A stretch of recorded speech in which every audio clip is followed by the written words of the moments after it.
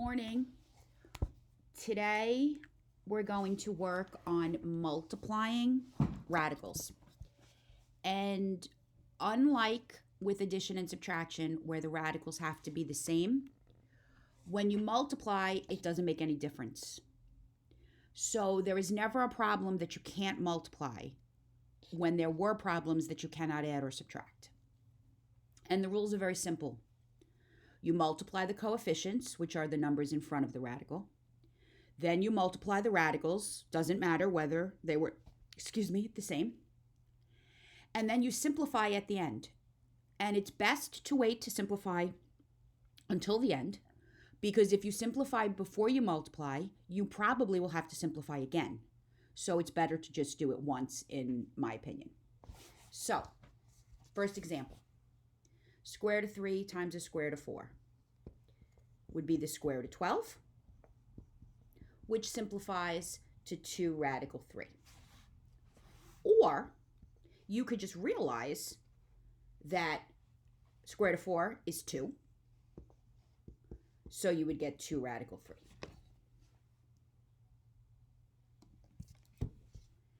Two radical 10 times 3 radical 2. So 2 times 3 is 6. 10 times 2 is 20.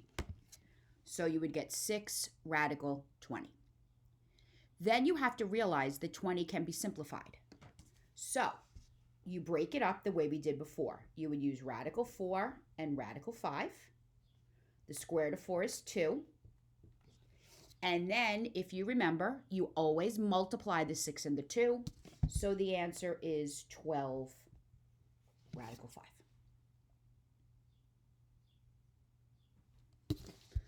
Okay, now, when you square a square root, they cancel each other out.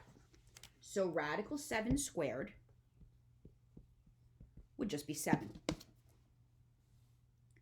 If you forgot that they canceled each other out, radical 7 times radical 7 is radical 49. So again, it would be 7. Now, if you have a problem like this, it's not as simple because of the 3.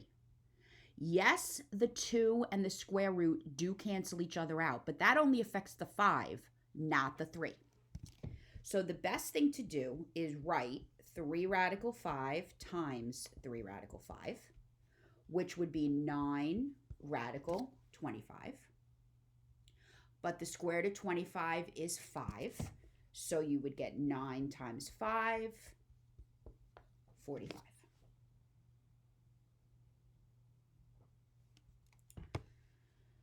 Four radical 8 times 3 radical 3 would be 12 radical 24. 24 breaks up into 4 and 6. Square root of 4 is 2. 12 times 2 is 24. So you get 24 radical 6.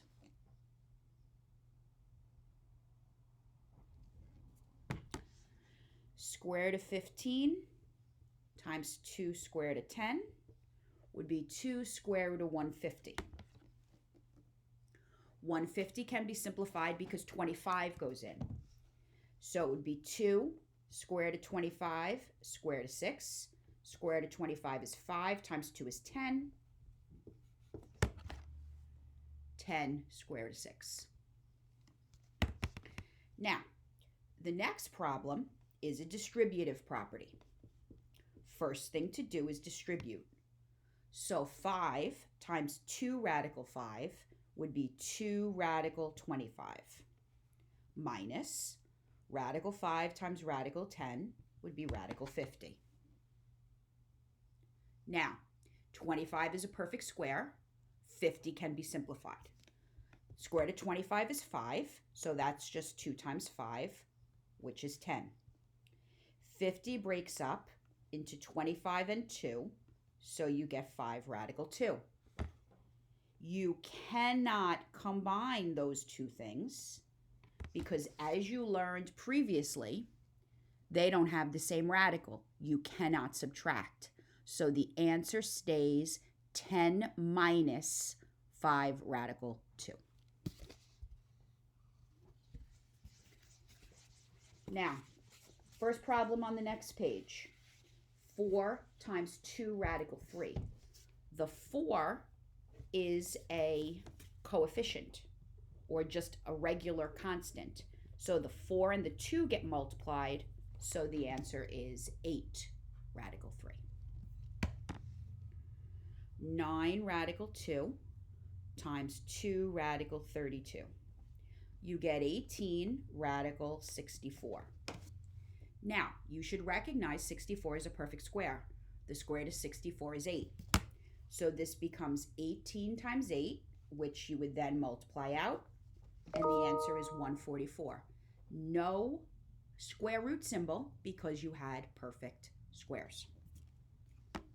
Okay, another distribution. 6 times radical 6 is 6 radical 6. 6 times the square root of 24 is 6 square root of 24.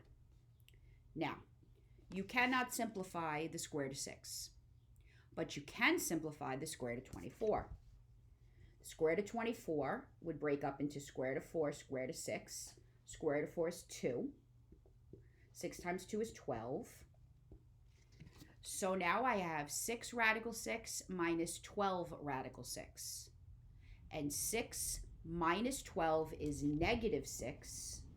You can combine these because remember they did have the same radical. So the final answer is negative 6 radical 6. 2 radical 5 cubed. Okay, so write it out. 2 radical 5 times 2 radical 5 times 2 radical 5. 2 times 2 times 2 is 8. 5 times 5 times 5, 125. So far I have 8 radical 125. 125 can be simplified. It breaks up into 25 times 5. Square root of 25 is 5 times 8 is 40. Final answer, 40 radical 5.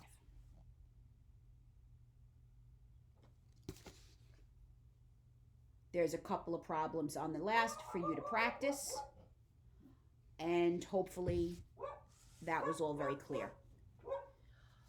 For this week, you are not doing anything on IXL.